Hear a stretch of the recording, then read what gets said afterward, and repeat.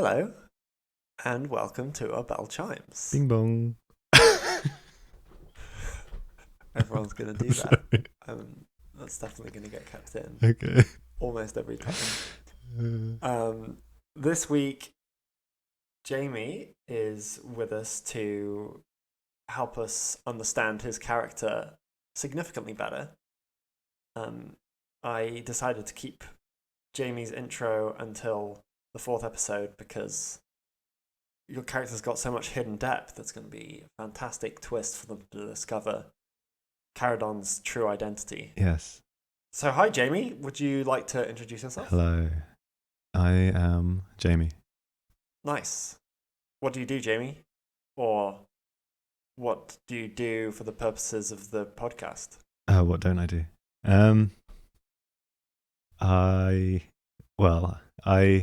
I'm in it. My voice appears in it. Oh, really? Yeah, you may have noticed that one.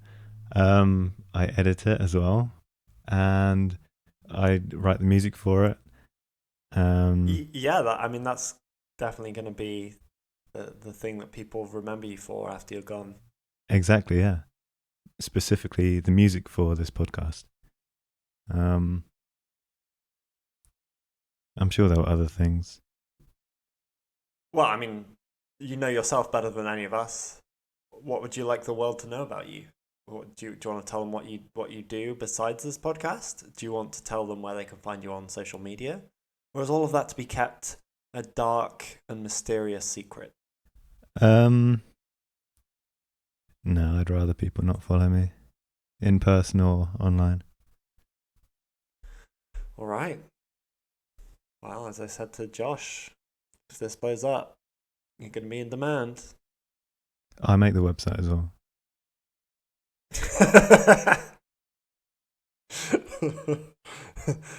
Oh, that small detail. Okay, great, cool. Tell us now about your character then. Oh, my character. Their name is Caradon Gespenst, is that right?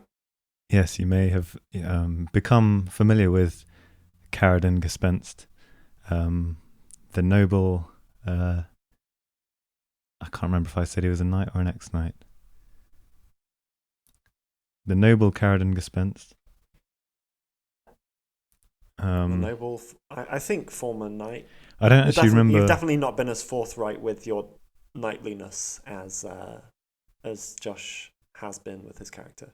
Well, I remember that in the pilot episode, I gave a backstory, and I don't remember what I said. Well, that's fine. The audience can't remember either. That's true. Yeah, screw you, audience.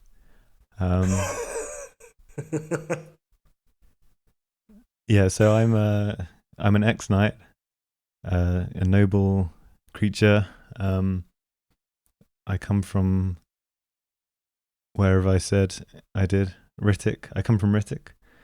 And I am in the Crypt Diggers to restore my honor, in a similar fashion to Josh and his character, almost like I copied that. Except wait.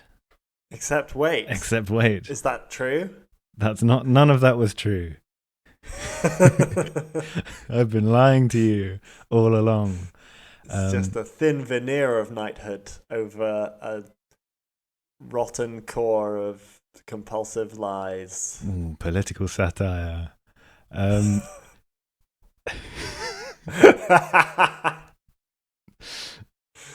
Yeah. So my character is actually called Nifty Britches, and he is a ruffian, a scallywag, a ne'er-do-well, and he is a compulsive liar. Hence why he's been lying to you all along. Yes, so even you, the audience, have been fooled by Nifty's schemes. Take that. Yes. So Nifty Britches was in a gang until the day he tried to sell a rusty spoon and pass it off as an important relic to a noble man. Any particular noble man? The most noble of men, whatever Josh's dad is called. So Jamie mentioned just before we started this recording that he hadn't yet listened to Josh's introduction from the previous episode, which means that he doesn't know that Victor's father's name has not yet been determined. Ah, yes, okay. Well, he tried to sell it to Count von Thorn or Baron von Thorn. No, because you see, von Thorn is a bastard name. Oh. So that's definitely not his dad's name. On a practical level, tell us about your character's design in terms of the character archetype that you chose and the stats that you chose. I don't remember what the character archetype is called. I also couldn't remember this when I was entering it into your Roll20 profile. Is it a cutthroat? That is one of the options. Cutthroats are criminals and unsavory folk. Thugs, ruffians, thieves, assassins, or general lowlifes. They will lie, cheat, and murder to get whatever they want, and do even worse what they need. I use some of those words. Cutthroats have the upper hand on which X to deceive, with their silver tongue trait. Sounds appropriate. Yes, that's it. I chose the cutthroat archetype with the silver tongue that allows me to get away with my outrageous lies sometimes. No one's yet challenged them, so... No, I'm kind of surprised by that. They might think I'm joking. I usually think you're joking, but So do find I. it very hard to take you seriously. Yeah. So, do you remember what stats you chose for Caradon? I chose 2 wit, 1 might, and 0 of the other one. Will. Well, might is called brawn. Yes. And will is the other one. Will you let me re-record that? Yeah, knock yourself out, mate. So I chose 2 wit, 1 of the other one, and no will. Both of those recordings are staying in. Do you have any particular reasoning behind that? Well, I chose the wit because he's kind of quick on his feet, quick on his brain feet. Just like you. Just like me. Because he needs it for his compulsive lying.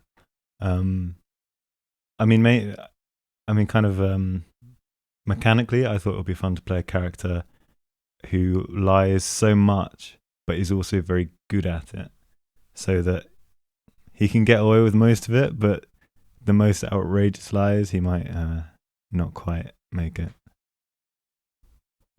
So, Jorty's brought in a big heist. And unfortunately, as always seems to be the case in heists such as this, the targets are not the naive travelers passing through the town towards the port, but the rival gang. It's time that you brought the bucklers down to size once and for all. Okay, boys. This one's a big one.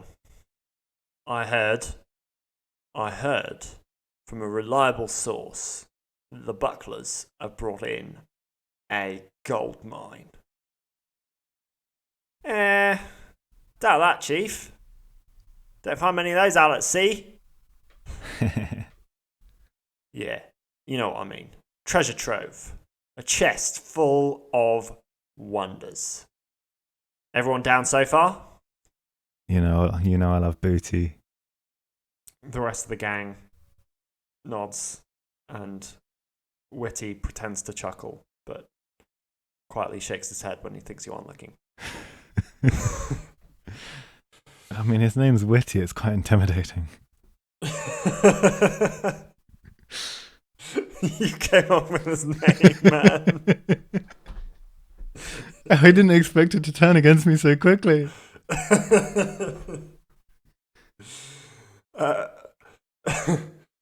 Jortia lays out the plan, which involves ambushing as few of the bucklers as possible in their warehouse hideout, which is just 2 warehouses down from your own. It seems that they've managed to pull off a heist to steal a chest full of silver cutlery. Some of it engraved, other pieces encrusted with rubies and sapphires. Obviously, you have no way to verify the value of these items, but it sounds like they've pulled in something big. So you've decided to take it off their hands. The very same evening, the 5 of you, Nifty Britches, Jolty Cavendish, Witty Bones, Peculiar Robinson, and the ever-faithful lookout, Lucky. Good old Lucky. Gather around the entrance of the Buckler's hideout. Lucky takes a peek inside, which involves climbing up the makeshift ladder on the side of this rugged building and sneaking a glance into the loft space where the hideout is located. After coming down, he whispers, "Just 2 of them, but Rob's in there." That guy's always hanging around. We came prepared for this, boys. Everyone got their knives? Shing. I mean, I would do all of their voices, but it's hard. It's hard work. I haven't even come up with a voice for Peculiar Robinson yet. He's mute.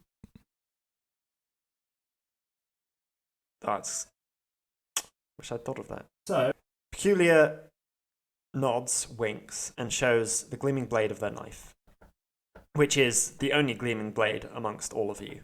The rest of you having makeshift blades or rusty daggers reclaimed from old yard sales. Rusty Daggers is my cousin. Oh, I don't know. Where do people get daggers? It's a wild world. Yeah.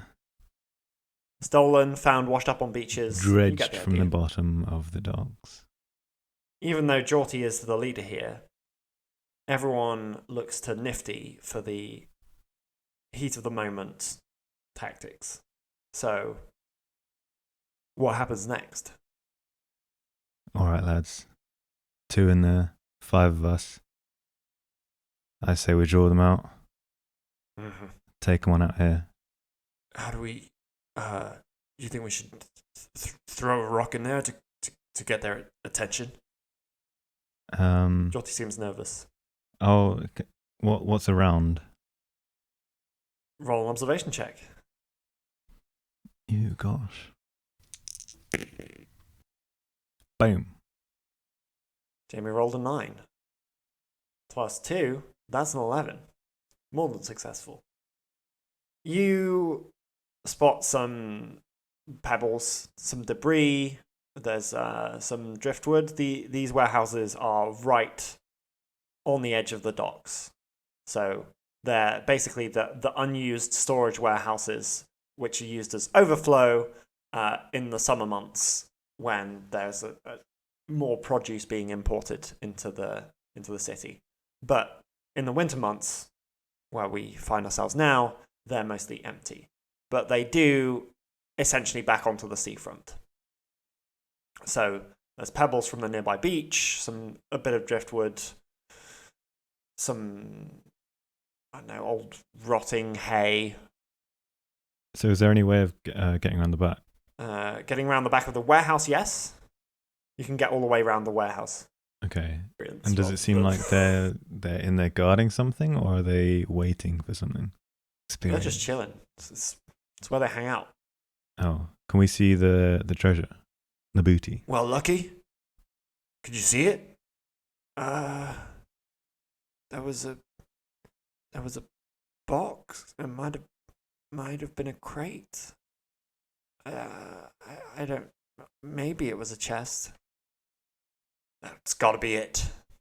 I like those odds. Where else would they keep it? Lucky, you go around the back with Peculiar. Make a bit of a noise, bit of a ruckus. See if you can draw one of them out, and we'll storm in from this side while they're distracted. So I haven't painted a particularly clear picture here. The idea is that the buckler's hideout is in the roof of this building. So you have to climb up to it. But if you make enough noise outside, that would probably get their attention. So how do we climb up to it? Is there a ladder, or is there stairs, or it's a ladder. It's just carved out of. It's a simple brick building, and there are some bricks sticking out to form a ladder. It's not the easiest to climb because the steps are quite narrow and you don't have much foot room, so it's hard to get up and down quickly. But that also means that makes it a reasonably defensible hideout. Okay. And how is it dark?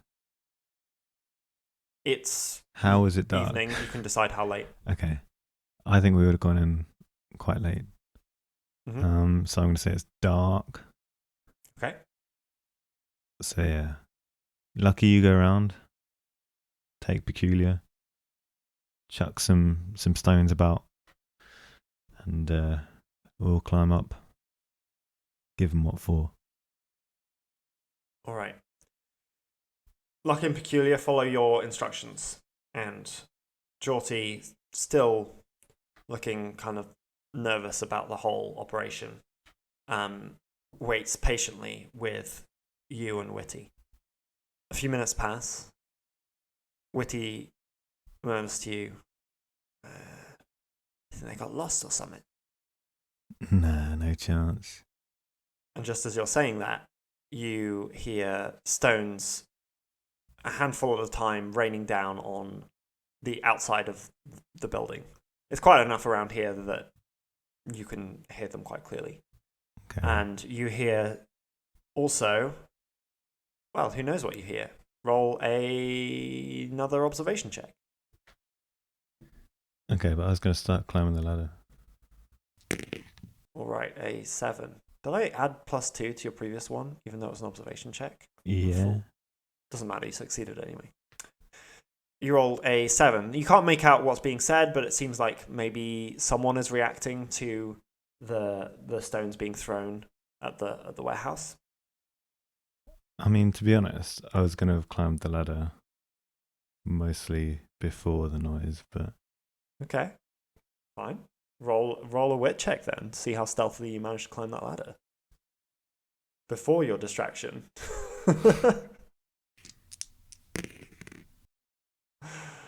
So, Jamie rolled a 6 + 2, which is an 8, and therefore a failure, unfortunately.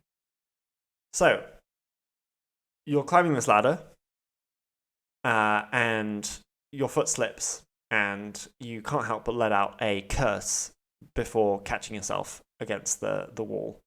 And unfortunately, you have decided to climb this ladder before the distraction has begun. Oh, crumble. That's exactly... Is that really the curse that you let out when you almost fall off a ladder? No, I censored myself. In any case, it's enough to attract the attention of none other than Rob Boatman, the de facto leader of the Bucklers, who pokes his head out over the top of the ladder and sees the danger approaching. His immediate reaction is to curse Butterfingers before running back into the hideout and from within shouting, "Stay back! I've got some hot wax here that I'm not afraid to pour." I eat hot wax for breakfast, you boatman. You hear fast-moving footsteps, and a spray of hot wax is released down the ladder at you from the candle that was burning to light whatever they were up to. Maybe some kind of card game.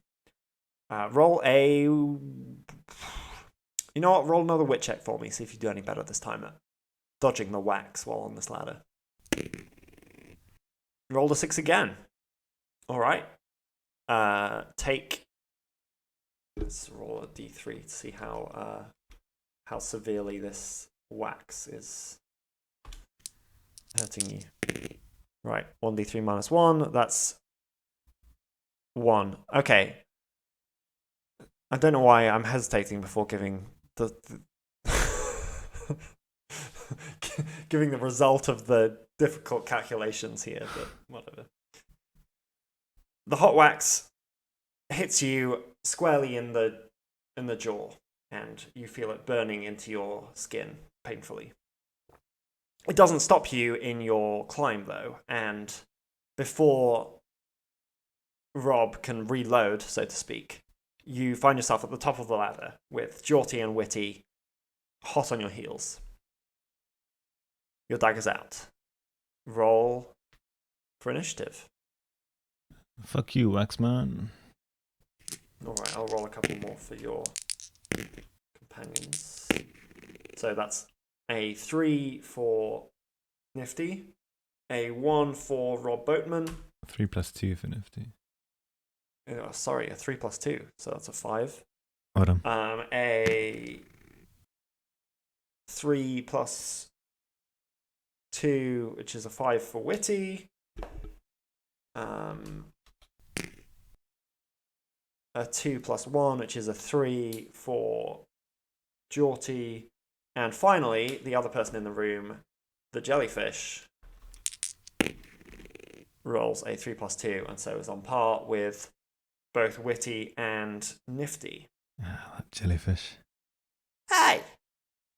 What are you threes doing here? Says the jellyfish. We've come for your booty.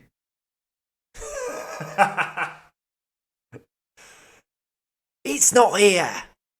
And you won't get a cent out of either of us, will they, Jelly? No! Stay back! Got a dagger over here!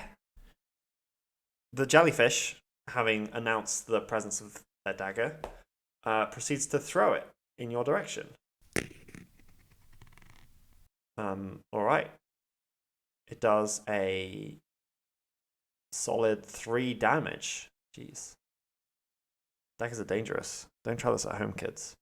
You know, if I die here, Yeah. then the 4 episodes we've recorded already Yeah. are going to be somewhat mooted. Well, a 5, a 3, and a 1 were rolled, plus the jellyfish's 2 wit is sufficient to overcome Nifty's very simple armor. And so that does 3 minus 1 is 2 damage to Nifty, who is 3 vigor less vigorous than when this heist began. Next up is Nifty. So who's close to me? Rob Boatman is closest to you. He threw one of the candles at you, which means this whole room is illuminated by their only other candle, which is resting on the largest wooden box in the room, which, even though it's cubical in shape, you can see has a hinged lid.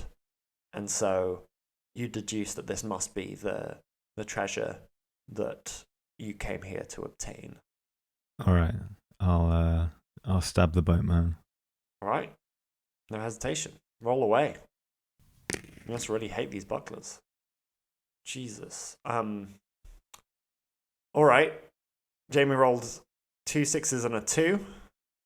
The 6 and the 2 are enough, which means you're dealing 6 minus 1 is 5 damage. But that's also a critical hit. So I'm going to do an injury roll. So Jamie, roll me a D3 and a D6, if you would. D3, D6. It's a 1, and that's a 2. Jesus Christ. Nifty steps forward, and Rob brings up one of his hands to try and parry the thrust of Nifty's blade. But Nifty turns at the last moment, dodging Rob's hand and slamming down with all of his weight. And that's enough to cut clean through Rob Boatman's hand. All that's left is a single thumb as all 4 of Rob's other fingers on his left hand are sliced clean off. Oh shit. And Rob screams. I mean, I would.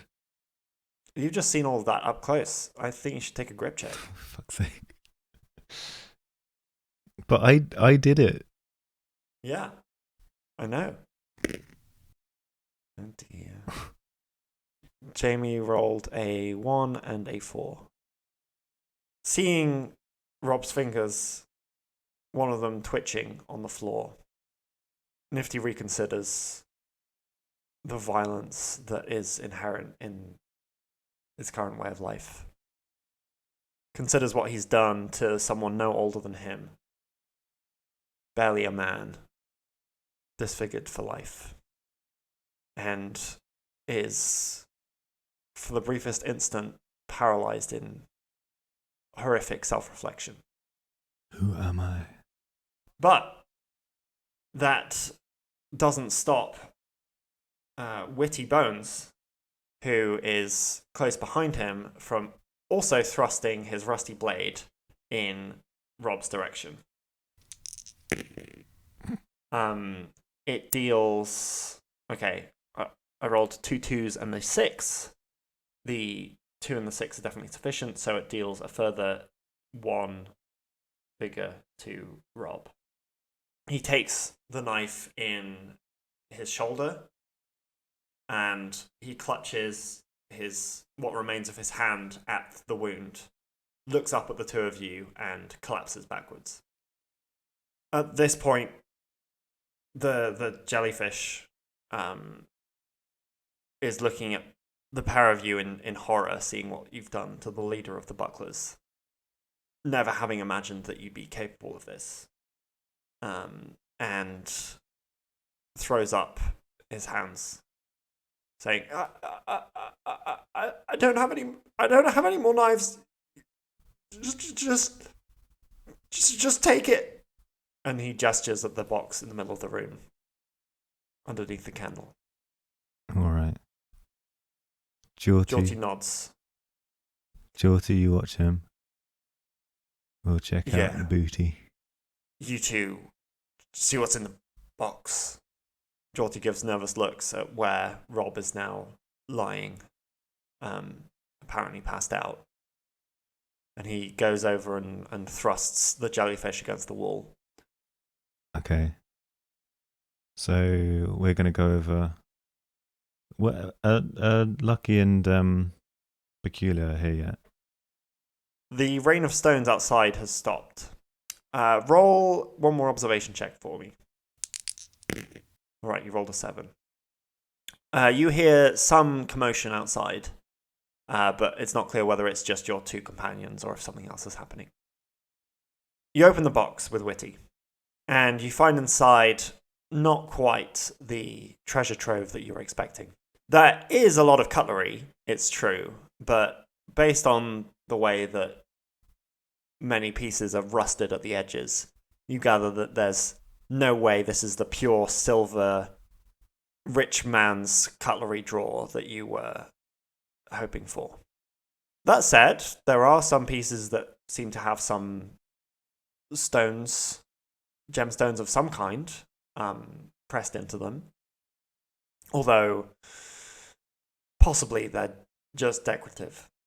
You don't have much time to inspect this hoard, however, because you hear Lucky doing his signature whistle from halfway up the ladder. And going over to see what the situation is, he hisses, "The city guard! There's some knights that heard us throwing stones. I think they're coming over. Grab what you can." Damn it. Okay. I'll grab a handful of spoons, we'll get out of here. Nifty, Jorty, and Witty grab a few fistfuls of cutlery each and leave the jellyfish sobbing and Rob in a pool of his own blood as you make your way down the ladder to escape, just in the nick of time. Things settle down for the way downtown gang, at least for a little while, and Nifty is left stewing in the image of a man's fingers being separated from the rest of his hand. But an hour later, you begin to hear more of a commotion from a few warehouses over. It seems that the injuries that you submitted Rob Boatman to have left him in a critical condition, and the Order of Knights are out looking for whoever did this. And a chill runs up the spines of all members of the gang as they hear the watchman's bell.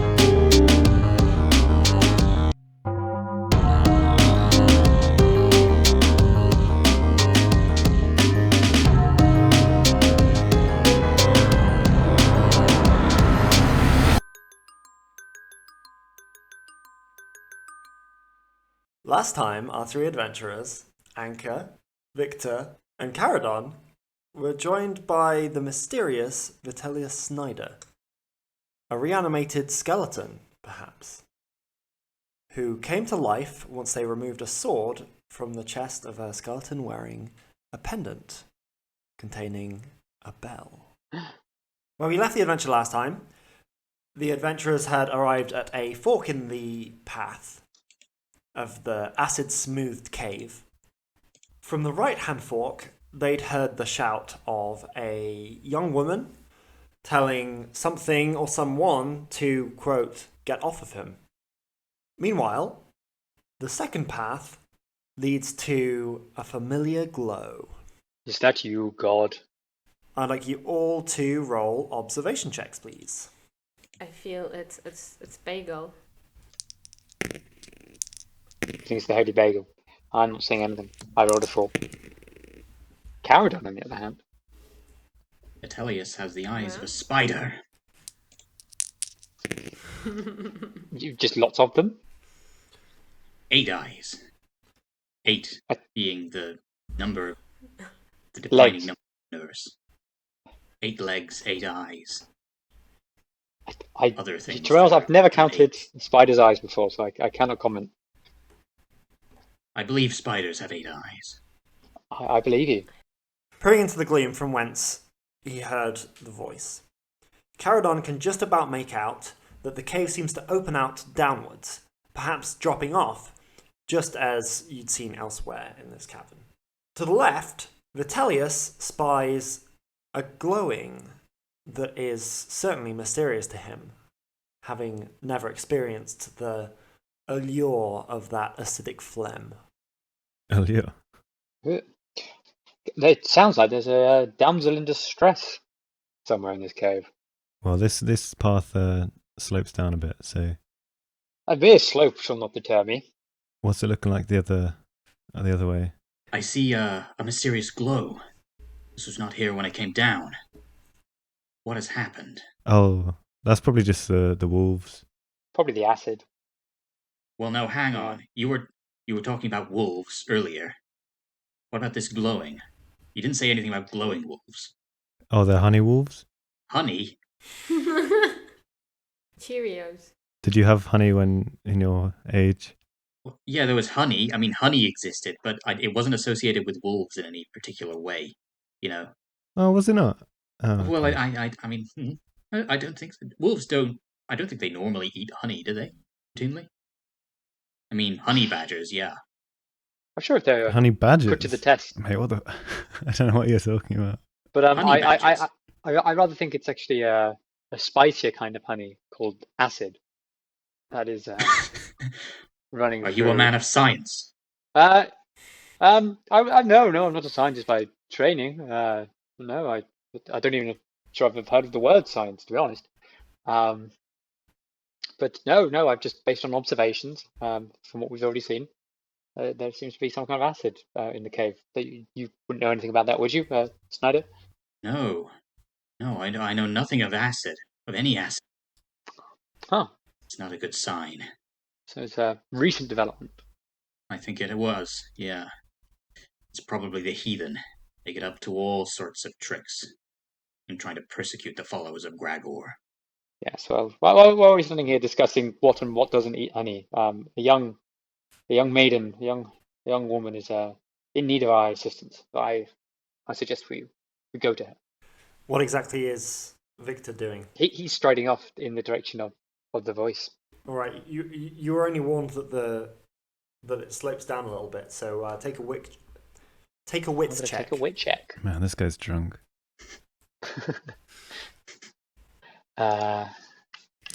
Wit, go. Shit, I rolled a 6. Deploy wit. I don't have any. That's why I'm running off into tunnels to. I have. You lend me some. Let me check. Can I? I'm making him roll to decide whether or not he falls down this. So I've fallen down slope, this. so I thought it wasn't. no. I thought it wasn't steep. I just thought it was a slope. Wow, Oh shit. sorry. I think I wasn't descriptive enough. Oh, that's all right. Victor stumbles down a very sharp incline Very. and finds himself face to face with a young and well-muscled woman. What the fuck are you doing here? Forgive my intrusion. Am I hurt? Roll a d2, Oh, flip a coin. Okay. Yay! No, you're not. Okay, Victor gets up and quickly brushes himself down, brushes his tunic. Hello, young maiden. Forgive me for intruding, but I heard your cries and sensed you were in trouble. Stop all these. Before she can reply, Pushing breath like Morgan cuts it. gotcha. Before she can reply, she was interrupted.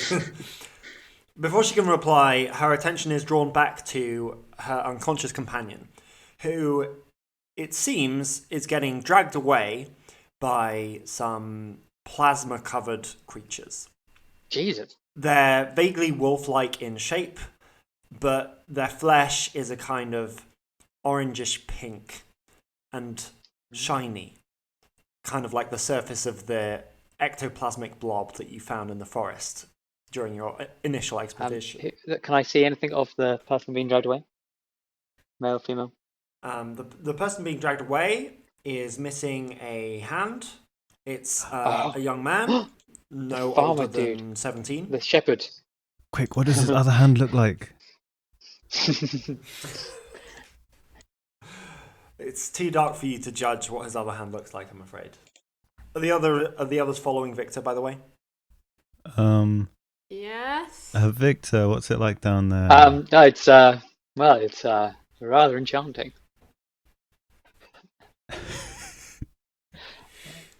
Say no more. So, Please, if you don't mind, could you cut out these fucking pleasantries and help me out here? sorry, of course, it's my nightly training. It's My a nightly fair training, play. you see. So I shall go after yes, I shall help you retrieve your boyfriend, your friend. Oh dear. Your beloved. No, he's not my boyfriend. We're just shepherds.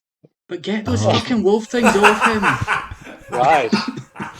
Oh, this is We're just shepherds. this is what's the face, right? They're just colleagues, yeah. That's what my ex said. Okay. I mean, Carradon's gonna carefully slide down the slope. Please allow me to introduce my team of crypt diggers. My fellow crypt. My Your fellow team? crypt diggers. You My meant these are your my colleagues, right? I thought we were gonna stop this guy being dragged away. Are these your boyfriends by any chance? Or are we going to stop with this conversation and start dealing with these fucking wolves? Quite right, okay. Come on then, Kang. As the three others slide down, they see that this wolf-shaped but barely wolf-like creature is not alone. There is a trail of these. They are no larger than a human baby. they crawl at about the same pace. And there is not just one, but 3 or 4 that are attempting to drag this young man by his trouser legs deeper into the cave. What are you going to do? That doesn't sound creepy at all. I guess run over and attack the jelly I think babies. that's our best move, really. I mean, if they're only less than knee height, we stand a good chance. All right, roll for initiative. Oh, Okay, so to summarize, Anchor ended up with a total of 6, Vitellius got a total of 4, Caradon a total of 3, Victor a total of 3, this young woman got a total of 2, and the wolf-shaped goo-covered creatures also got a total of 2. which we're now referring to as jelly babies. So first up is Anchor, what are you going to do? How close am I to the jelly babies? As close as you want, within 15 feet. They're not really reacting to you yet, because no one's made any attempt to fight them besides the young shepherd that you have before you. How jiggly are they? They're not jiggly, they're just gooey. Please, there's a difference. They're just gooey. Okay. Yeah, I only have a arrow. I will try to use my rope to catch them. Okay, let's make it a straight wit check to see how successful this is. Oh, it's a 12. Congratulations. Congratulations. You've won a jelly Would you baby. like a jelly baby? Close up, this amorphous creature is visibly slightly translucent. You can see a skeleton half-formed inside it, barely allowing it to gesticulate its stubby limbs in order to move around. I didn't know jelly babies had And- skeletons. This is horrifying. Jamie, take a wit check. Sorry, take a grip check. Only for me, not for my character's never had a jelly baby.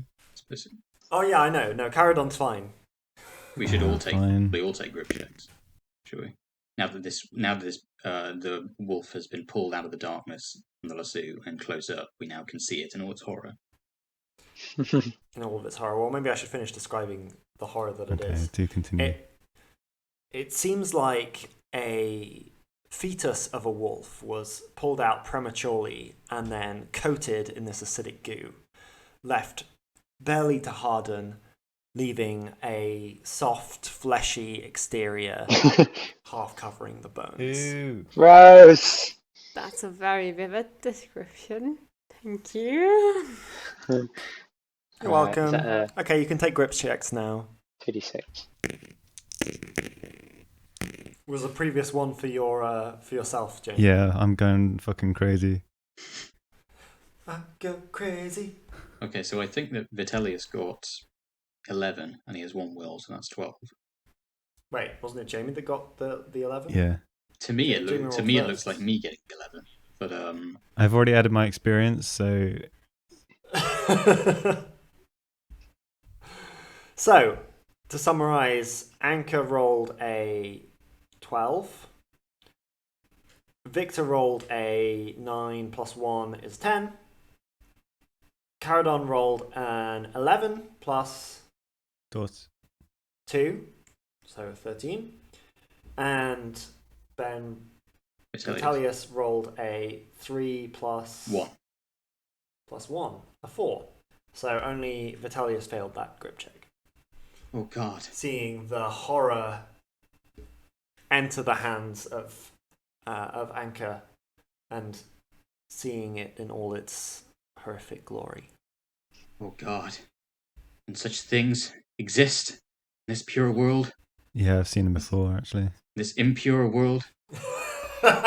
It looks. It's something usual, you know? Like, it's like a I've seen worse, to be honest. gooey wolf giving a birth. It looks like the Muntjac. Have you never ripped open a wolf halfway through gestation before? I've seen worse things in the tavern on a Saturday night, to be honest. That's of the clientele in these places.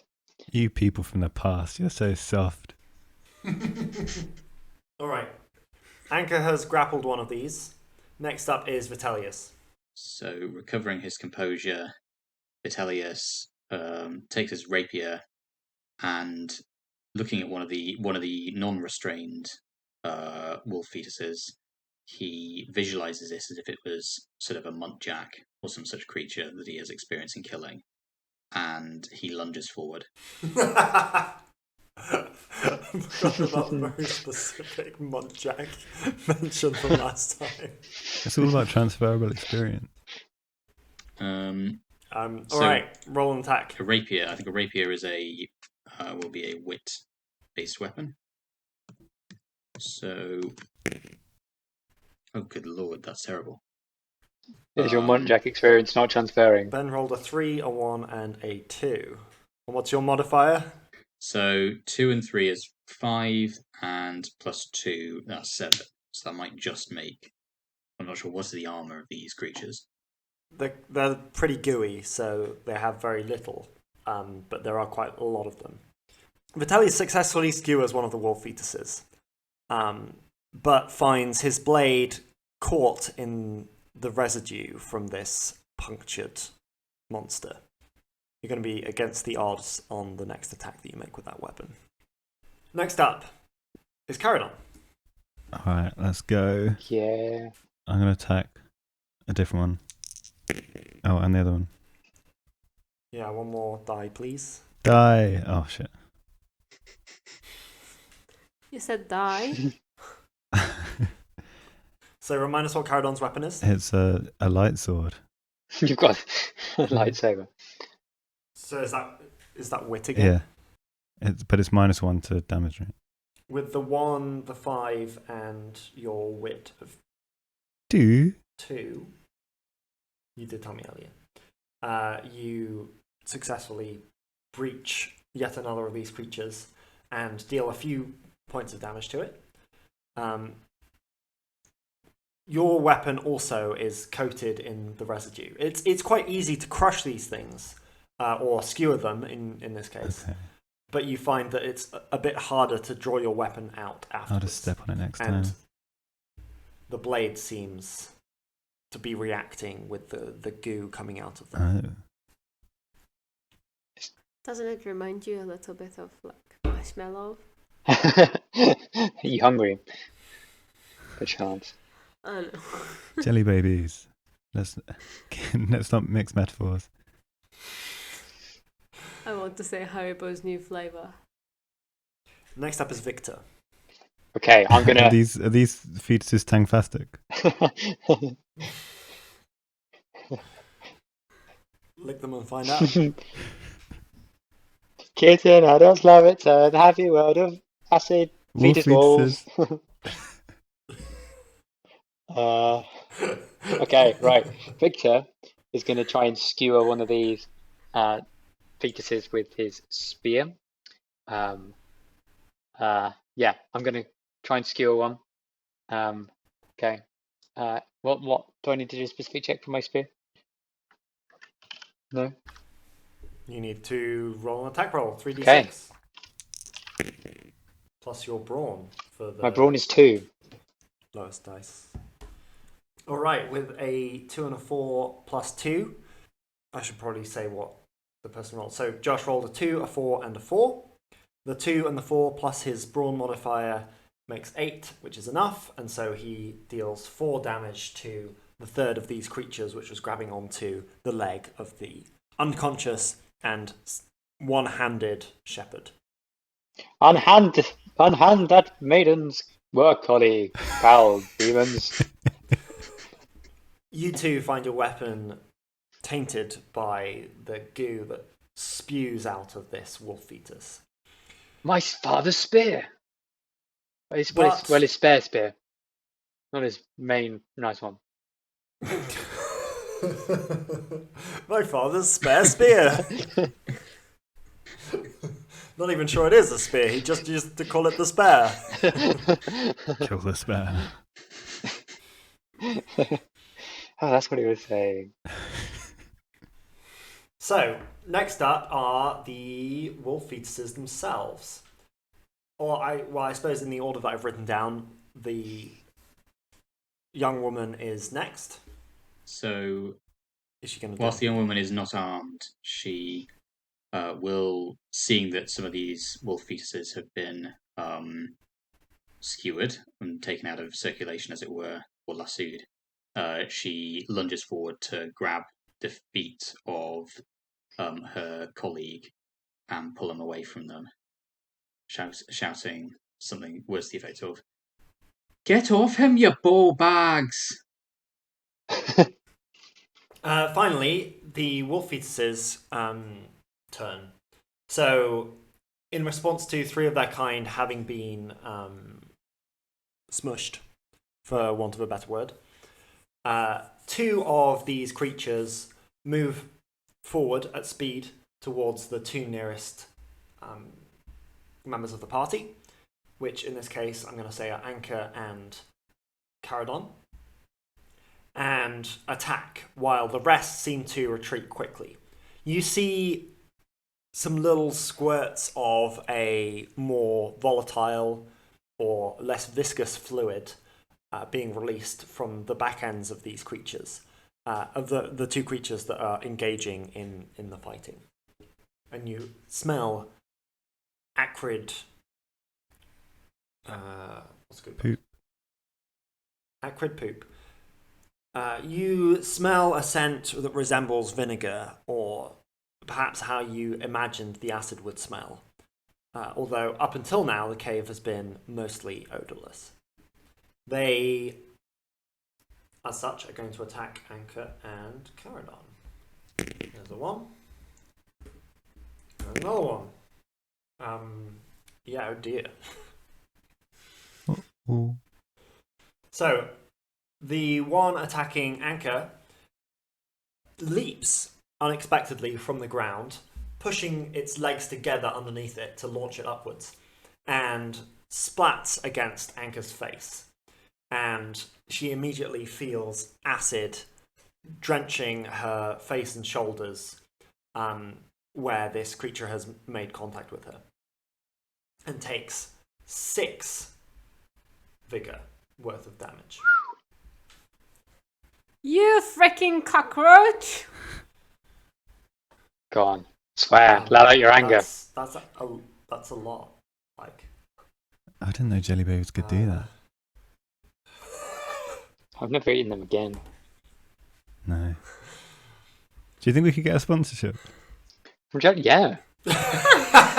Oh, that would be great. Like Haribo. Oh. The second creature attempts the same maneuver on Caradon, but flops against the chest and is quickly shaken off before it can release its acid onto him. May I say, just to not interrupt you, I think we need to do an injury roll. That's 6 damage. Oh yeah, that's a good point. So rewinding. You have the table, I do, right? yes. So as 6 damage has been dealt by the jelly babies below, Anka will need to roll a d3 and a d6 for injury. That's a 1 and a 3. So the consequence of a 1 and a 3 is that Anka loses a point of brawn. Whoa. What? Like I had some. You can go into negative territory with these. So you can have -1 brawn. This is a classic case of jelly legs. I mean, to be fair, this does resolve a fact which I can now address, which is the fact that Anka's character was slightly broken, because at the time that Anka's character was being designed, I thought that characters got 2 advancements to begin with, whereas in fact they only get 1. And Aika had selected extra brawn and extra wit, which you may have noticed in roles earlier. I in the had series. noticed, yeah. So this is just bringing things back to where they should be. Exactly. She's no longer superhuman. Is there That's what bigger bloopers are. It was her faith that was lifting her up, but the sad departure of everyone's favorite character, Erwan Tank. Man, I miss Erwan has Tank. shaken What a that guy. faith. Is there a way that I the miss jelly everyone. baby's attack has actually palpably reduced Anka's brawn in some way, such as by, I don't know. Yeah, well, it's an active injury. She has acid burns down her shoulders, and she feels the weakness. She feels an unprecedented weakness in her shoulders, even as the acid is spreading out enough that it's no longer digging into her skin. And she finds it just a little bit harder to lift her arms up. That's why I said, you freaking cockroach. I'd probably say something similar to me. All right, we're back to the top of the order. Dun, dun, dun, dun, dun. Back to Anka. Which would be Anka. All right, how do you react to this creature slapping acid on your face?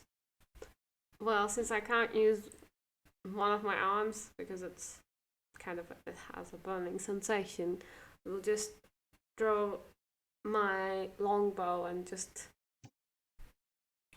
Oh, I've just realised that we didn't resolve the grappling situation. Yes, one of the jelly babies should have been given a chance to roll a wit check or a brawn check, whichever this jelly baby would choose to try and escape from the situation. I'll resolve the grapple situation now before Anka attacks. Who can tell what a jelly babe would choose at any given juncture? The wolf fetus fails the grapple check. What an idiot. It doesn't escape. You still have a lassoed wolf fetus hanging in a rope, even as your face is dripping with acid. Well, I will just grab one of my longbows and hurl it. Kind of use it as a sword. Because I can't actually. Oh, like one of the arrows, you mean? Yeah, one of the arrows. Okay. Sure, I think I will arrange that as a wit-based attack. It will be, unfortunately, a ranged weapon attack in the same zone is against the odds. No, she's just using one of the arrows as a... Oh. To try and swat away this creature. I mean, it's not exactly going to do a lot of damage. Yeah, I would have said that's a light weapon that probably has -1 damage. All right. Okay, assuming it's wit-based, that is enough to do 1 damage, but that's 0. Okay. So Aika rolled a 1, a 1, and a 5. That's enough for the attack to hit with her wit modifier. But the 1 damage that she would deal is nullified, and so the creature is just thrown to the ground. Huh. Come on, do something. Next up is Caradon. Do something, Caradon. It's Vitellius, isn't it? Make something. I think it's Vitellius. Next up is Vitellius. That's exactly what I said. The edit will prove me right. You forget who's in charge of the edit. So Vitellius lunges forward again with his rapier and says something along the lines of, "I'm gonna make myself a canine kebab." Roll against Very the odds. sassy. Against the odds. Actually, it'll be lupine because they're wolves, but I'm not going to get technical. It's very sassy for a guy who's been dead 100,000 years or something. So against the odds. Okay, so removing the 5 there. So Ben rolled a 2, a 1, a 3, and a 5. The 5 gets discarded because it was against the odds. But with the 2, the 3, and his modifier of +2, he does still manage to do 1 damage, which, for these quite fragile creatures, is enough to splat them. Do you say another cool line while you're skewering a second jelly baby as such? Hasta la vista, jelly baby.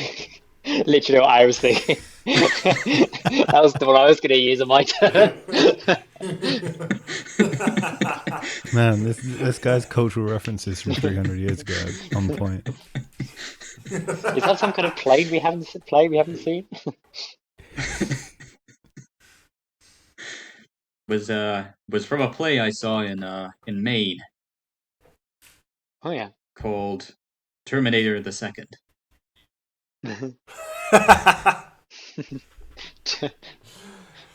All right, now it is Caradon's turn. Next up is Caradon. Okay, what's left? There is the jelly baby. Sorry, my apologies. There's the wolf fetus that attempted to attack Caradon in the same way that Anka was attacked, but which failed. And there are several retreating wolf fetuses which are heading deeper into the cave towards another glowing pool of the acid. There is also the restrained wolf fetus in Anka's rope. Okay, so the one that tried to attack me, I'm gonna kick the shit out of it. All right, roll an attack. I'm gonna apply a -1 modifier to the damage. We are just attacking fetuses. No, they're jelly babies. Oh, okay. I feel a bit better about that. Jamie rolled a 4, a 1, and a 6. The 4 and the 6 are more than adequate. In fact, the 1 and the 6 are, which would do 4 damage, which gets reduced to 3. The end result is that this wolf fetus that attempted to spray acid on Caradon is now no more than a puddle at Caradon's feet. Awesome. Next up, we have Victor. Okay. So we've just got one tied up, right? And several retreating. Yeah. Okay. If they're retreating, where's the guy with the one hand? The work colleague? Have they left him? The other shepherd is trying to drag him in the opposite direction. Right. So I missed that bit. Okay. Cool. Yeah. I'm just gonna kill the other one that's been tied up. Or are you? Oh, this trim. I've been very cocky. Roll an attack roll. Josh rolled a 1, a 4, and a 5. Plus The 1 2. and the 5 plus his excellent brawn of +2 are enough to meet the requirements for the attack. And so he does 4 damage. Oh, my apologies. Could you roll 1 more d6, please? Yeah. Why? Because this should have been against the odds, because you were using a weapon that's covered in slime. So in fact, Josh rolled a 1, a 4, a 5, and another 4, and the 5 gets discarded. Fortunately for Josh, the 1 and the 4 plus his brawn of 2 are enough to meet the requirements for the attack. Yes. And he deals 4 damage to the final violent, aggressive wolf fetus. Ooh, jelly baby. Ooh, jelly baby. That leaves just the restrained wolf fetus in Anka's rope and the remainder retreating. What does the shepherd woman do? I think the shepherd woman has dragged the other shepherd to sort of to the opposite side of the cave, and is now just sort of looking over his wounds. All right. Can you roll a wit check for this Sure. character, please? That's a 10. Excellent. Okay.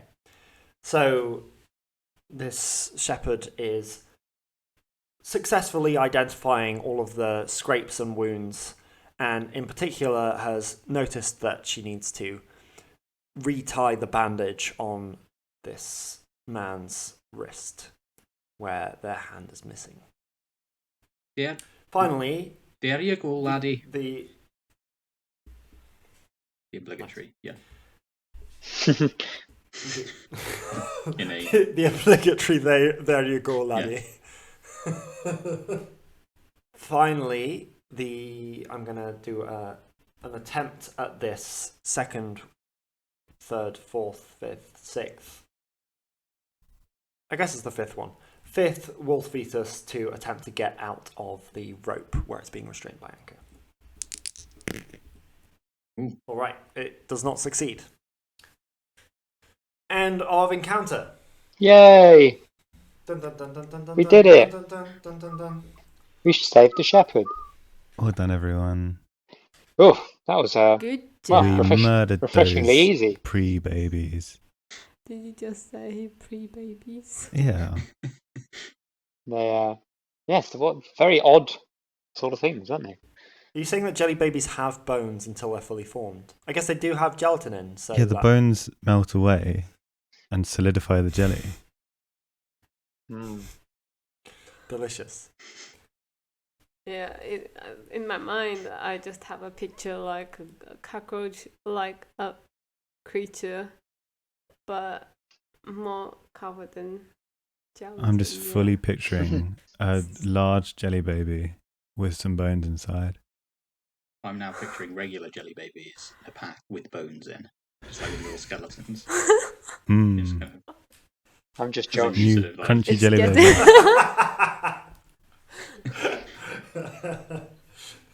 Do you say that a lot, Josh? Yeah. Josh, could you do this for me, please? I'm just Josh. Sorry, boss. I'm just Josh. Hi, I'm Alpha. I'm just Josh. It really puts the other person in like a. It really like puts them in a false sense of security if when they introduce themselves. And like, oh hi, I'm Doctor Richard, and you say, oh, I'm just Josh, and like, hell, he's nothing.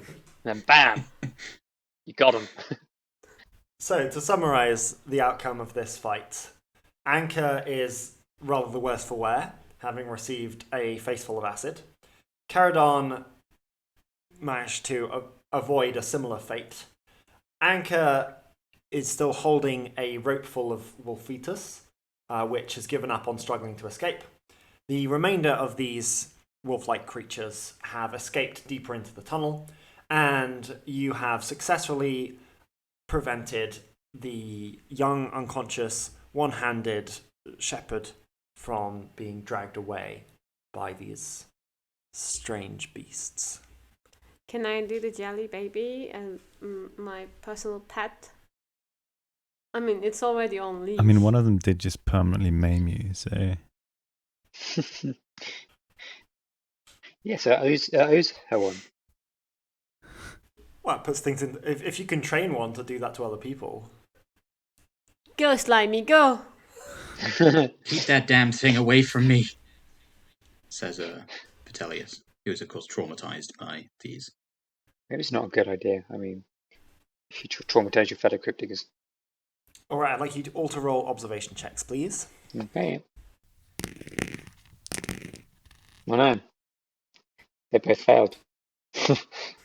They got a 5, a 6, a 7, and an 8, respectively, so they all failed their observation checks. Can you roll one for the shepherd woman as well, please, Ben? Sure. Another 5. Okay.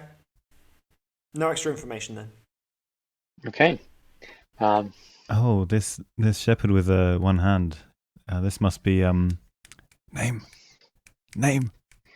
Lime. Harold. I wasn't asking you. Name. His name's Harold. Ah, yes. Ah, yes. We met his father up on the surface. How did the two of you come down here? We were As if for dragged. works related. No. events. I was just working in the fields. I was tending the flock with Harold. And, these fucking wolves just come out of nowhere. And, we didn't have time to run or deploy the anti-wolf traps that we shepherds are usually equipped with. Ah, Some I- sort of pesticide. various anti-wolf stratagems that we have in our head. These wolves are different. They just dragged us down. I went unconscious, you see, oh.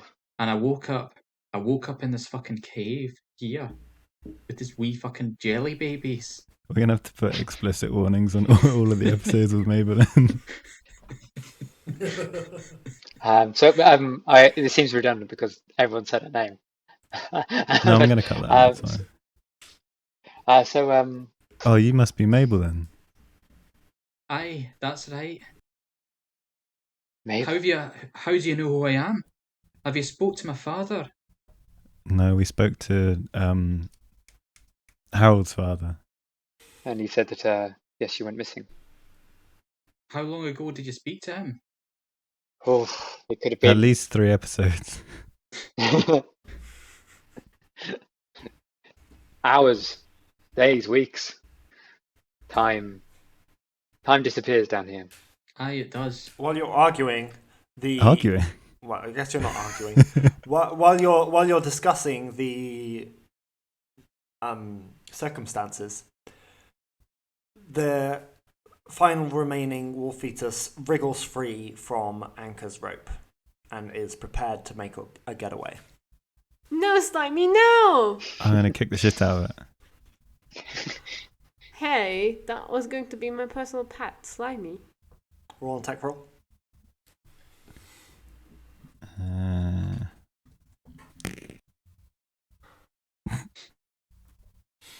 Annihilated. Jamie rolled a 3, a 5, and a 6. The 3 and the 5 are enough, which means that that's a critical hit on, quote, Slimy, unquote. This is a feat of great strength that you should all admire me for. I'm going to roll for an injury on Slimy. You do that, so roll a d3 and a d6. Poor Slimy. So Slimy must take observation checks against the odds 5 minutes, or until the combat ends, whichever is sooner. So Slimy was sort of got some grit in his eyes as a result of this attack, as well as being. No, I'll tell you. Yeah. It's clear in my mind what happened. Caradon's boot lands squarely between what may or may not, up until this point, have obviously been the creature's eye sockets. But as the boot comes down, 2 small eyeballs come flying out of each side of this thing's skull, ending up on opposite sides of the room. Amazing. Delicious. Cool. Right. I'd like you all to roll another observation check, please. Okay, for you. I see nothing. I rolled a 4. Anchor rolled a 6. Oh, sorry. Ben rolled a 5. That was Vitellius rolling a 5. And the 4 from Caradon Gespensed, as we all know him and have always known him. That's me. It's an 8 from Mabel. Okay, you all failed again. Fine. So none of you see this coming, I guess. Okay. Or hear this coming. Man. Okay. Brace yourselves. I feel. Brace yourselves indeed.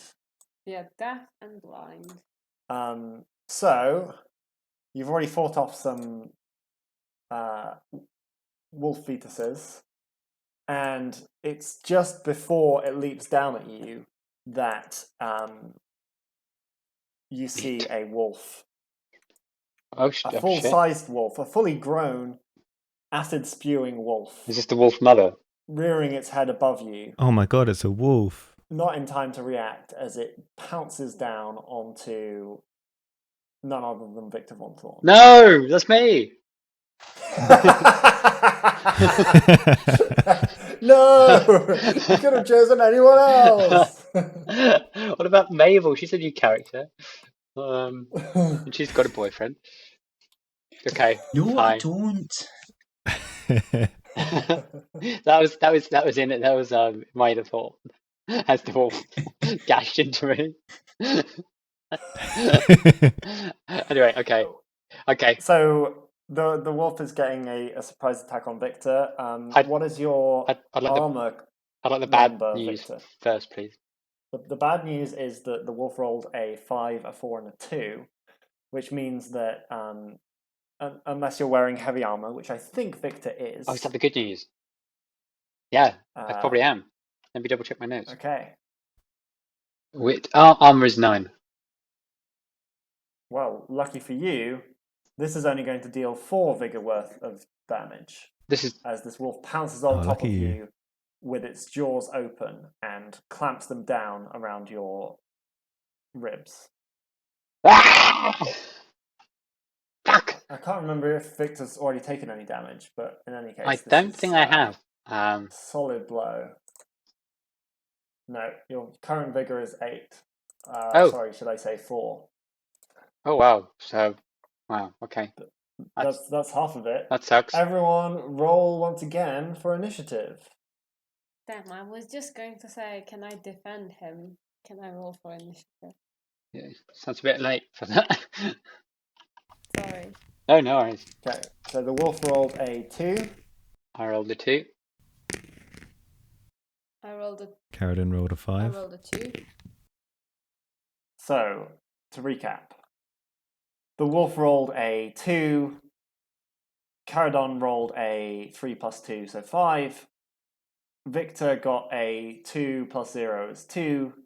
Mm-hmm. Anchor got a 2 plus 3 is 5. Vitellius got a 3 plus... Vitellius's wit is 2, so 2. 2 is 5. And Mabel got a 2 plus 1 That's correct. is 3. I've said all of those out loud and I didn't write them down. It was really helpful, but several people got 5. Who wants to go first? I got 5. I can go first. Yeah, you have the highest wit stat, which I think is the tiebreaker. So, what you going to do? Oh, of course. Shoot arrows. All right. With sharp reflexes, Anchor reloads her longbow and fires a shot at the wolf. Is the wolf still intertwined with Victor Von Thorn? The wolf is on top of Victor Von Thorn. That makes it sound more clandestine than it really is. The wolf is in throes with Victor Von Thorn. Well, in moments from now, Victor Von Thorn may be experiencing a taste of that reverse honey, so... Are you saying that when Victor is intimate, he gnaws on the ribs of women? What? What? Sure. Who knows? I definitely did I'm not not sure insinuate anyone- that. I yeah. don't know where you got that from. Reverse Oh. honey. Because you just said reverse honey. I was like, oh, okay, so that's I've reversed. That's what Jamie called the substance that the wolves produce. Oh, oh, oh. I call a lot of things a lot of things. Reverse honey sounds kind of sexual, but that's just. You're into, I think you've got too much into the mindset of your I think character. I have. I've been method acting all week. Excuse Been me? very. You've just gone It's to been work. very awkward at work. Turned into a raging I misogynist. tend to raging misogynist, and also because it's set in the medieval times, I have no idea what a computer is. So it just makes my day-to-day work very hard. Well, at least you have armor on, so you're able to take all of your co-workers' blows. Yeah, but it does nothing against an HR complaint. Let me tell you. All right. You need a higher wit stat for Anchor that. rolled a 4, a 6, and a 1. The 4 and the 1 plus her 3 wit hits 14. beautifully, which means that Anchor has once again rolled a critical hit. Now, unfortunately, Get wrecked. Oka can't reach the keyboard in our current setup, so I'm going to have to roll the D3 and the D6. But I'll let her announce the results, and I'll let Ben look up the injury table. Hey, now all It's very generous of of you. our audiences know that I'm right here in Paris. No, I'll cut that out. We can maintain the illusion of us all being in separate rooms. That's what the audience wants to hear. Yeah. Many kilometers distant, as any good podcasters should be. We don't even know each other. It's just a random coincidence that we keep logging into this specific Discord channel at this exact same time every week. I didn't even join this Discord channel. It just appeared. I don't know what's going How did on. I get here? Let me out. We're all actually in different cells in a prison, in the same prison. I think that's they've just let us do this for sort of prison team building. I don't think they want people to build teams in prison, but maybe something's changed since I was in prison. No, that's not what I was gonna say. So, Aika, would you like to announce what you rolled? Oh, I rolled a 6. And? It's my big check. No, it's not a wit check. This is the injury roll to determine how much damage you I did to that didn't wolf. see that. Sorry. I rolled a 2 and a 6. So, according to the injury table, a 2 and a 6 has the combined effect of doing nothing. It has no effect. Well, okay. No damage? Just to be clear, it's no extra effect. No extra I effect don't in addition accept to the injury dealt upon this wolf. Is it still on the wolf? Like, can I just kind of try to grab the wolf by using a rope? Oh, and, right. like, You do still have your lasso. No, lasso, well, yeah. you won't have time to do that this turn. You're fortunate in that this happens to be one of the wolves that you encountered earlier. And so it already had received some blows. But now for a descriptive version of the events. Anchor's arrow freezes in midair. You're probably wondering how I got here. Record scratch. Oh no, upside down. Oh, sorry. Just to be clear, I mean, there's no effect in addition to the damage dealt by the arrow. It doesn't. Yeah. I already yeah. clarified that. Yeah. Cool. That would be really bad if you could deal a critical hit and one of the possible effects was that it did nothing. It'd be quite funny. You've done a critical hit. Your blade passes straight So through critical the hit. person.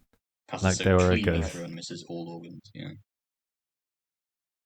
You know, in Princess Mononoke, when the protagonist comes across some samurai that are massacring some villagers, and as he's drawing back his bow, his cursed arm like flexes, and the arrow severs a man's head, because it's dealt such a powerful blow.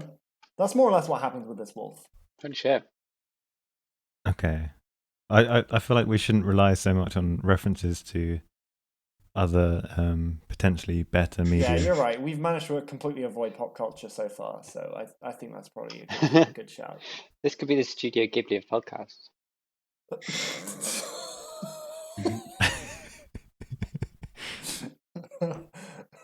I'm sure our quality will get there one day. I'm putting that on the website. You're putting Morgan's this could be the Studio Ghibli. I'm going to cut out the we could be. Potentially.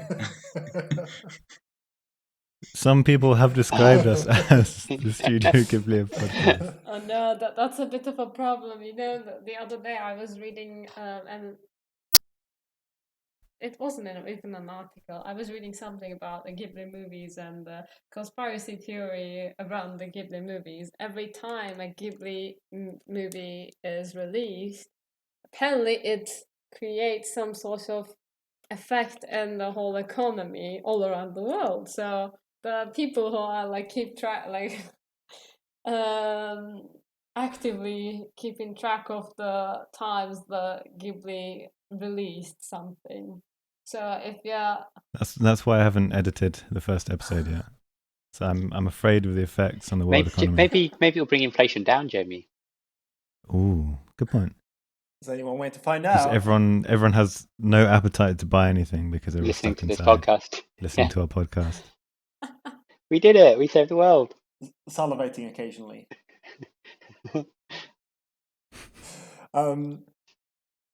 Okay, well let me try and render that in original prose. Anka draws back her hand and releases an arrow in the wolf's direction. She expects it to go between its ribs, but the wolf shifts its weight at the last moment, with Victor moving underneath it. And its neck ends up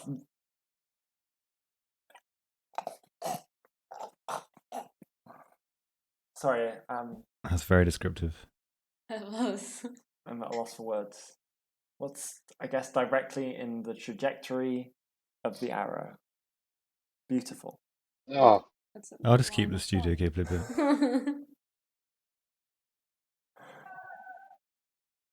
The arrow pierces the wolf's neck, and I just don't have. I give up. I give up. Keep Decapitates the it. Studio Ghibli bit.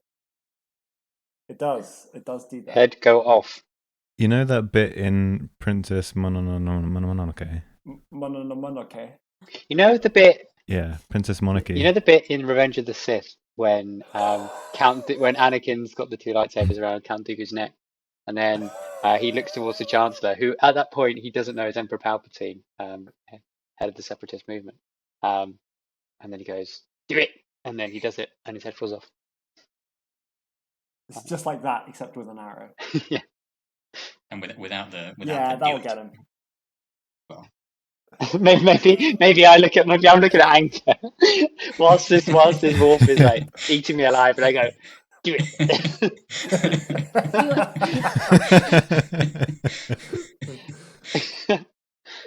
Can I retcon that?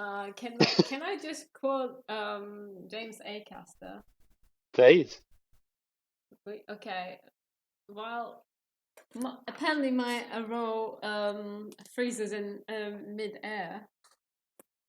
I just want to say, started making it, had a meltdown, bon appetit. Beautiful. That's poetic. I've just realised that the whole of the last part is complete scrap because Aika rolled badly on the injury table, so her arrow decapitating the wolf would be completely against the rules of the game.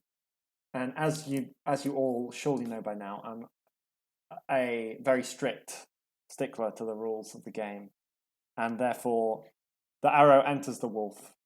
There are no further effects except for the wolf's immediate death. Boo. Well, you know, same effect. You know that part in... I'm kind of disappointed. It is disappointing. I think the wolf can be decapitated. You're hoping for a spectacular finish, but the wolf just keels over. Still on top of Victor. Victor, can you roll a brawn check, please? You know it. Good thing it landed on you, huh? 6 plus 2. That is an 8. You struggle under the wolf's weight, but can't quite shift it off you without some help. I appear to be a little stuck. Yeah, don't rush him on. Brown score. That was a very good shot, Anchor. And it caught me by surprise. Why? Because she's a woman?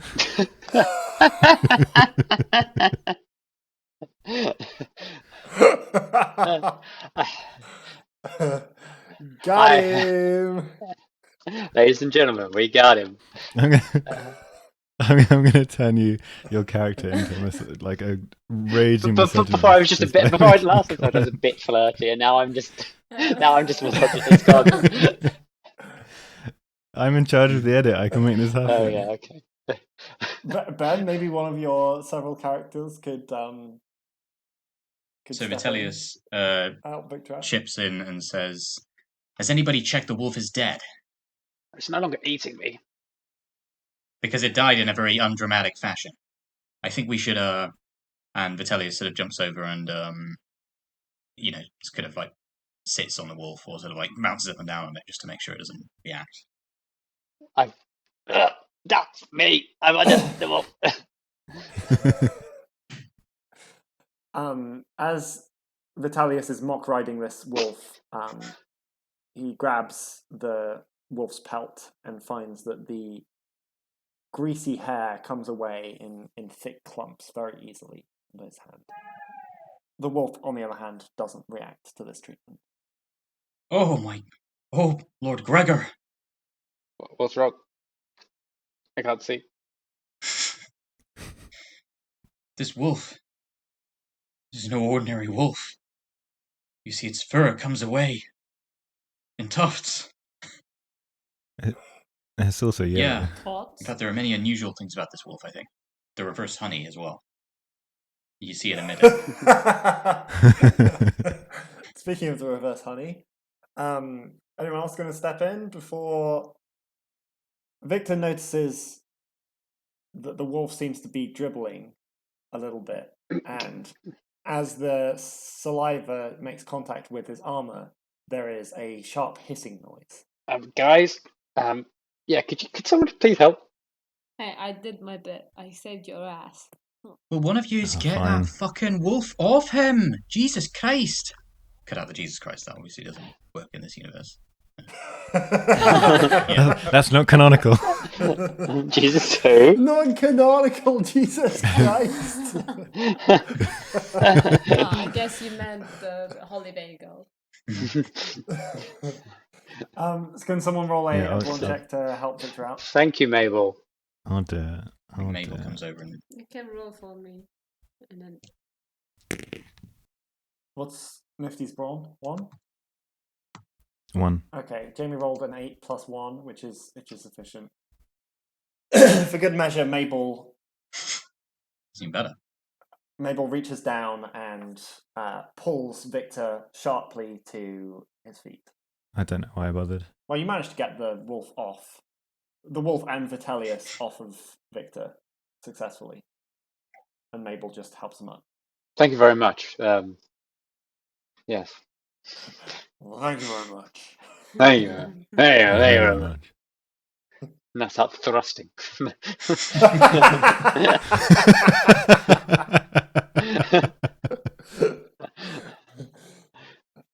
And anyway, I started thrusting.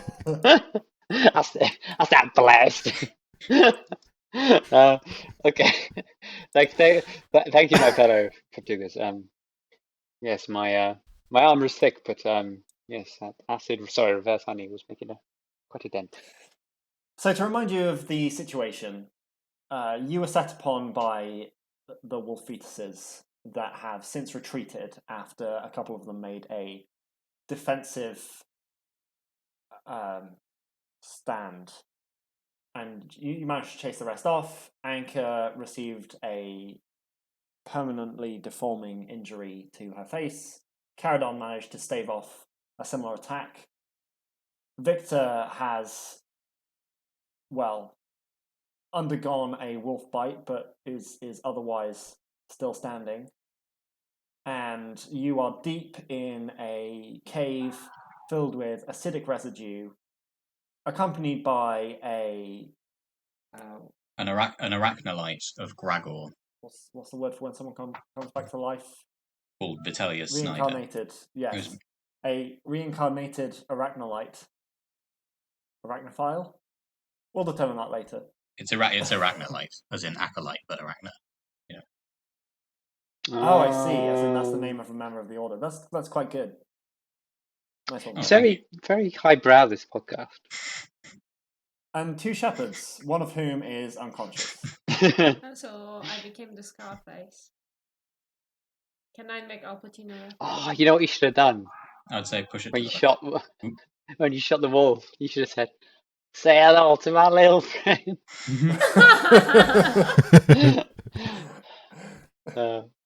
Jamie, edit that in. You can say it now, just for good measure, if you like. No, I like Josh's version. Use my voice. Okay. I mean, you're in a pretty dire situation. I don't know why you're all laughing so hard about it. It's either that or give up. So above you is the ledge from which you jump down. You're going to have a hard time of it getting your unconscious shepherd companion up over this, although there are plenty of you to lend a hand. There is a further tunnel that goes deeper into the cave, and you can clearly make out the glow of what you know is a stream of acid deeper in the cave. You're not sure whether it connects to the stream you saw earlier, but in any case, it's certainly the same substance. Sorry, I'm interrupting, but I remembered a quote, so I just wanted to make sure, so I googled it, and in Scarface, there is a quote done by Al Pacino: "Every dog has his day." Oh, That Go on. one is Oh. more appropriate. Oof. Josh, say that, and then I can edit in. I don't need the accent. Every dog has his. You want to get a second take Every of that? dog. Ben, you want Say to take a hello shot to at my it? little dog. I'm Al Pacino. Al Pacino. Every dog has his day. Something like that. I don't know. I'm gonna edit that whole thing. I really appreciate that in order to get into character as Al Pacino, you just said Al Pacino a few times. You need to have a key phrase for Al accent. Pacino.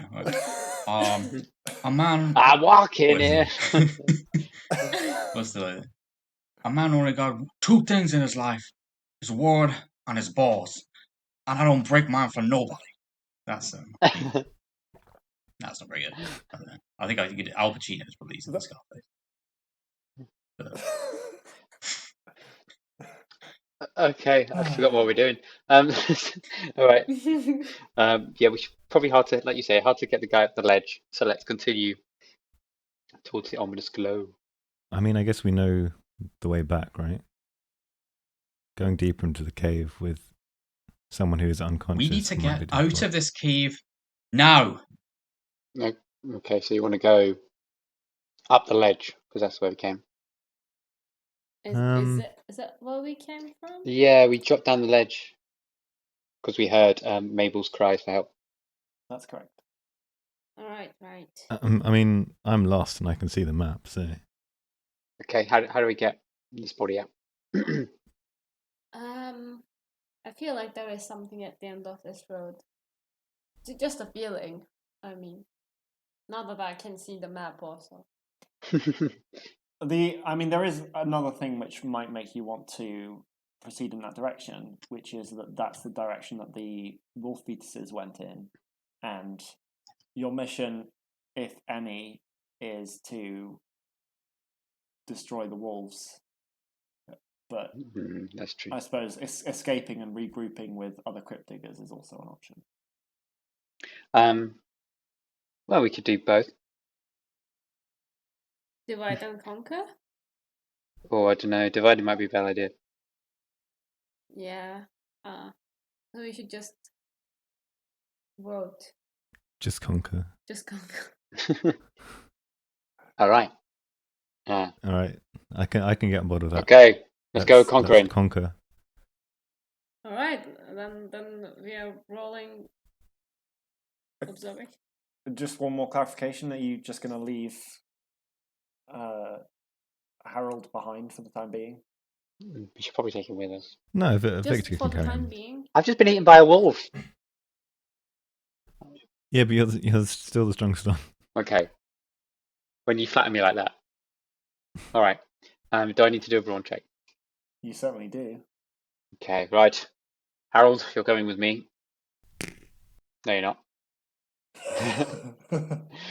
It seems the wolf attack has left me slightly. Don't fucked. drop him.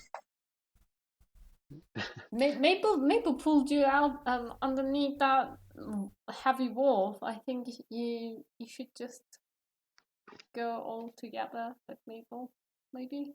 Yes, I'm sure. Mabel's Makes strong the dream enough. work. She has the arms of a shepherd.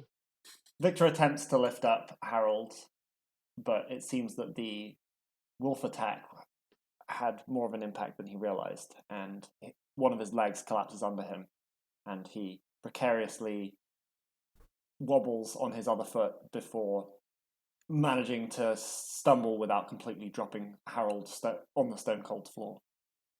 On the cold hard ground. Harold.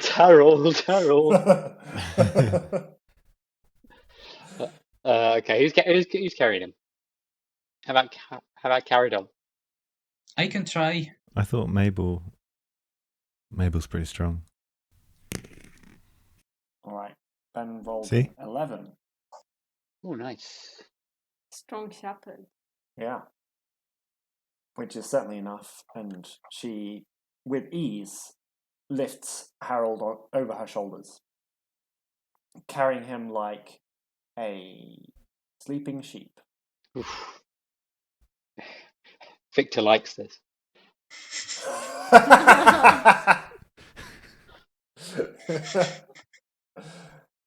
And you head deeper into the cave. Everyone make an observation check. Can you please succeed this time? You wouldn't mind? Someone has. So, Josh rolled a 7, Jamie rolled a 10, Oka rolled a 5, and Ben also rolled a 5. What are you expecting? I'm literally the Scarface. And A 5 for Mabel, and a 9 for Vitellius. So, Vitellius and Caradon lead the way deeper into the cave.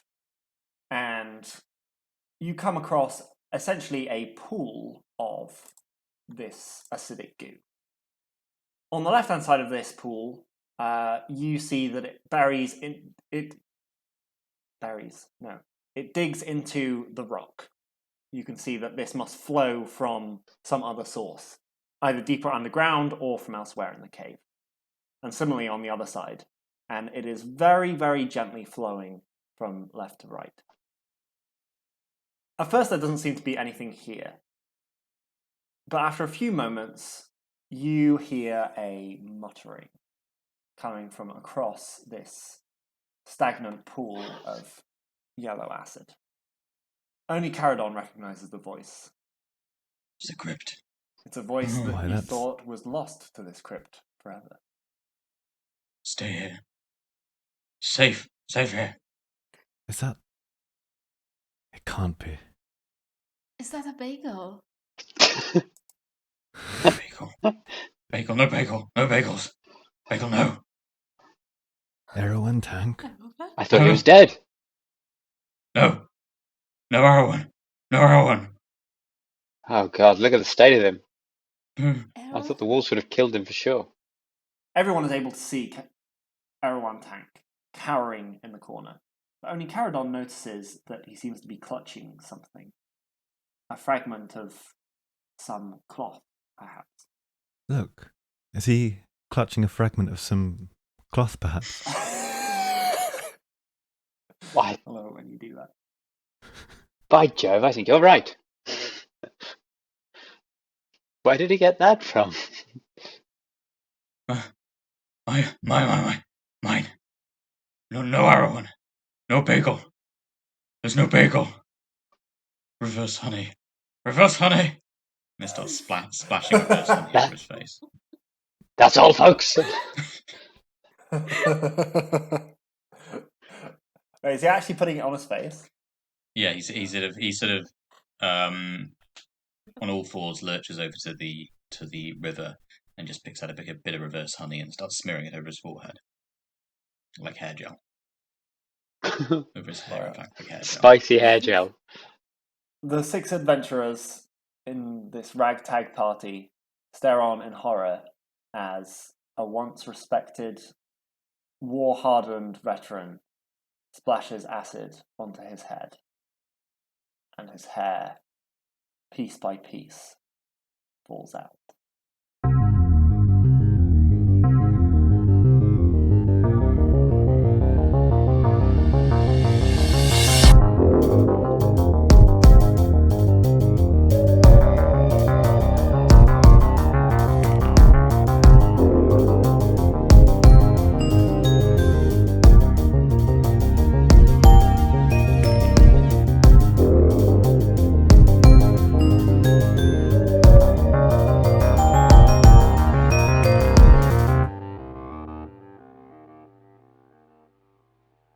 Thank you for listening to A Bell Chimes. You can find us at abellchimes.com. You can email us at achimingbell@gmail.com or send us a message on Twitter at abellchimes. Gotta get through the adventure because Josh has to go in half an hour. That's right, listeners. I'm off on holiday, so please don't burglarize my flat.